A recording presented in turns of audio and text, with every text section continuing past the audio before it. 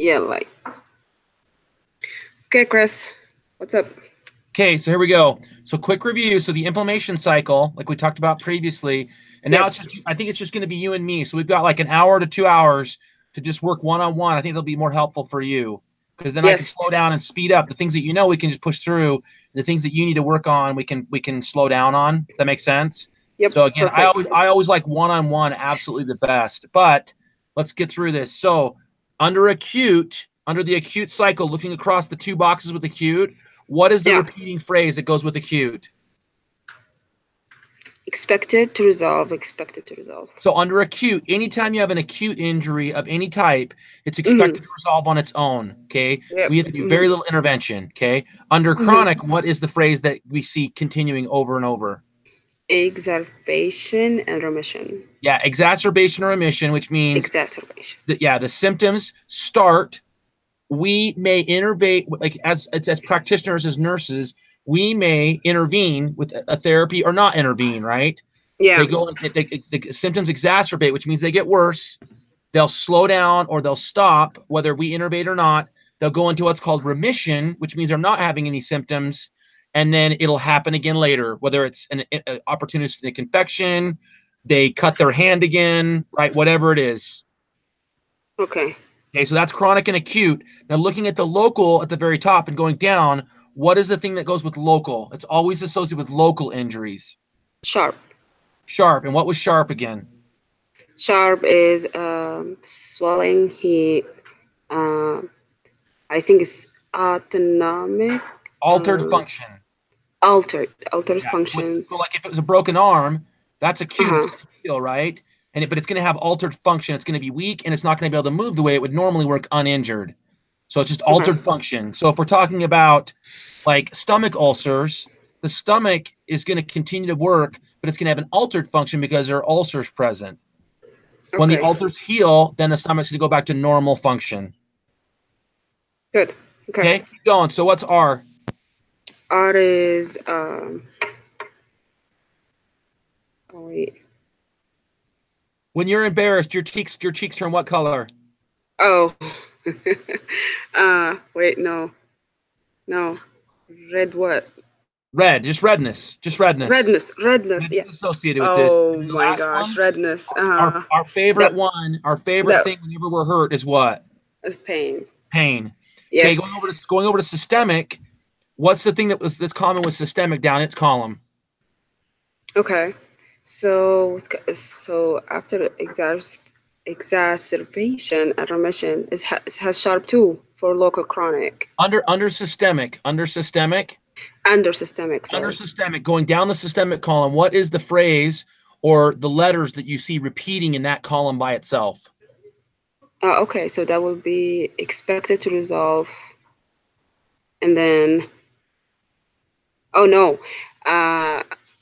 increase white blood cells, CRP, or C reactive protein, and fever.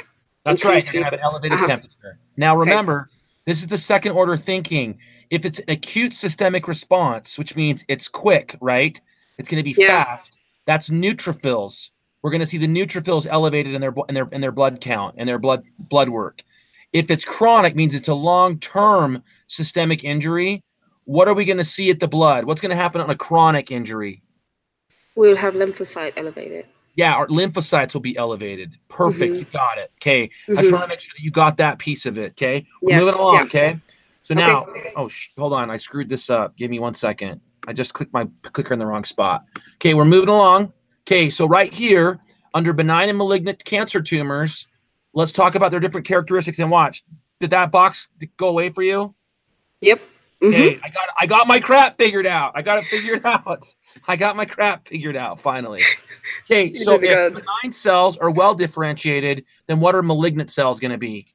Not well differentiated or undifferentiated. I don't know. They're going to be poorly differentiated. That word, right? Poorly differentiated. Okay, poorly. Okay. Okay, moving along. So if benign cells that want to stay together, they're cohesively wanting to stay together, what are malignant cells going to want to do? They will poke apart or broke away. They'll just break apart. They have a tendency to disintegrate and break apart and travel. Yep. Okay. Travel. Okay. If benign tumors or benign cells expand and they push against the surrounding tissues, that's going to slow their growth down. If those guys expand, what do malignant tumors do? What do they do to their neighbors? I think they try to, what that word is, so they metastasize, but that not here. Use your words. Don't think about the words the book or the notes give you. I want to hear you use your words, and if you can bring up your words, we can train you to say the medically correct words. But you got to first of all know your words, right? So use your words. So what are malignant tumors going to do? How are they going to grow? They will just attack every tissue next to them. They're going to innervate and attack every tissue next to them. Yep. Totally good. Infiltrate into the tissues that are next to them. They're going to squirrel their way in, and they're going to try to get over and push through those cells and start to expand and grow. Infiltrate? What was that? Infiltrate. And this slide deck is available to you on the share drive, okay? Yep. Okay. You can always download this. I'm absolutely cool with you writing it down, but you can always download it and review it as well. Yeah, it just helped me. Like if I just write the word, that will be, infiltrate. Write it down? Totally okay with me. I'm just telling you, I'm just reminding that you do have access to it. If you're ever by yourself, you want to review them, you're welcome to. Okay, great. Thank you. Pattern. If benign cells are encapsulated in a shell and they have a shell around them, what are malignant tumors going to be like? Encapsulated they're gonna again, it's the same as growth mode. They're gonna not be encapsulated, and they're gonna innervate and attack the cells around them. Okay. Infiltrate's kind of like a military word, right? They're gonna squirrel over there and sneak in. They're gonna infiltrate. They're gonna try to sneak in there without anybody noticing and then start to grow there. Okay, growth rate. If benign cells grow generally slow, what are malignant tumors gonna do? Fast. They're going to grow very quickly. Yep. Okay. Hormone secretion. Do benign cells secrete hormones? Yes. Yes, they do. And that's we call it hypersecretion. It means it's going to match the hormones of the tissues that they're originally from, and it's going to be elevated. It's going to match and meet the kinds of hormones that original tissue created. If they do secrete lots of the hormones, then what are malignant tumors going to do? So if they like to break down, I don't think so. Maybe hypo. Oh, you already said it. Malignant tumors don't really secrete hormones, right? Yeah. Their whole function and job has gone into attack mode. They're not the least bit interested in creating hormones that the original tissue that they came from created, right? They're totally in attack mode. Okay. Metastasis potential. Benign cells do not metastasize. What do malignant cells do? For sure, they metastasize. They are definitely going to metastasize eventually. Okay, tumor mobility. Do benign cells move very well? Since they're not that hard and like stick together, but no, they stay together, but they movable. That's what I think. So it's just. Sorry, go ahead. You were saying something. Go ahead. Yeah, so movable. This is like the one that I didn't get it even in our test. It's like when they had the difference between malignant and benign. So movable in my mind, it's like, oh, it's breaking down. It's not like it's a benign thing. It's a malignant thing. Okay, but so movable. Remember, they're not talking about tumor mobility as in leaving and becoming metastasis and going somewhere and growing. They're talking about, using an example, during a breast exam, if a woman feels a lump and the lump moves freely, she can massage it and move it around. It's most likely a benign tumor. If a woman feels a malignant tumor, it will be anchored in place and it will not move. When she feels it, it will anchor down and not want to move. And that's what they're talking about, tumor mobility. Okay, so they're fixed in place. Okay. And that's because the malignant tumors, they send those tendrils out like little starfish, and that starfish action anchors them to the other cells around them. Oh, wait. Starfish. Here, let me get my whiteboard and put my camera up, and I'll show you what I'm talking about. Okay. Hold on. Give me 1 second. If I get to say anal, wink, and poo poo and use my whiteboard in a study group, I'm doing great. Okay, here we go. Okay, are you ready? Yep. Let me turn my slide deck off for a second, get my picture up here so you can see me. Okay, there I am. Okay, so you have a benign tumor, right, on this side. Okay, Ben. Okay. And it's going to be round. And it's going to be round like that. Okay, see how it's round? The tumor's on the inside of the capsule. Okay. A malignant tumor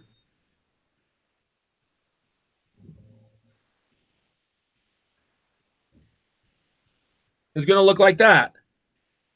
So these arms around the outside are anchors to the cells around them. And so it's going to hold it in place like a hand or a starfish or like, you know what I'm saying? Where this guy here is like a big egg and it's going to move freely. Anytime it's pushed, it's going to move freely. It's not anchored to anything. Good. Okay. Does that help explain that? Great. Okay, I know there was some confusion about that the other night, and we had like 4 people on here, and I just didn't have the time to explain it to you, so I'm sorry. No. That's fine. Okay, you good? Yep. Okay, moving along. We got that done. Good job. Okay, I'm going to put the slides back up now that I got my cool guy application window freaking thing working. I can actually do it right. So much better. Yeah. Okay, share with everybody. Hold on. Share with everybody. I built my little home computer station, my little workstation at home, into like actual super cool study group computer station. So now everything works here. I can't do it at school or anywhere else, but I can certainly do it here. Okay, so electrolyte review. Okay, we have excites and calms on the side, extracellular cations and intracellular cations. Okay, so that's just a general overview of everything in the excites column. Sodium and potassium, they have an excitatory function. Everything in the calms category, calcium and magnesium, calms other structures around them. Okay, and then extracellular cations are cations that want to live outside of cells in the extracellular space. Potassium and magnesium. Hello? Hello? Chris, I can't hear.